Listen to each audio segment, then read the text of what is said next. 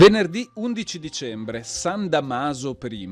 È il 346esimo giorno dall'inizio dell'anno, ne mancano 20 al termine. Il sole sorge alle 7:40 e tramonta alle 16:28.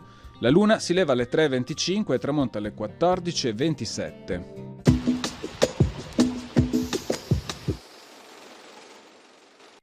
Crolla il campanile della chiesa di Sant'Angelo a Venezia.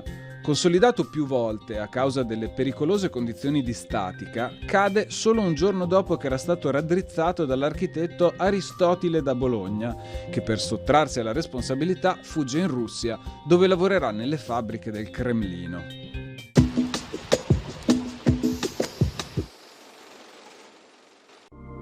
Le previsioni per domani. Cielo molto nuvoloso, con copertura più compatta a inizio giornata. Sarà probabile qualche modesta precipitazione all'inizio, con limite delle nevicate a fondovalle sulle zone montane dell'interno e circa a 500-800 metri altrove.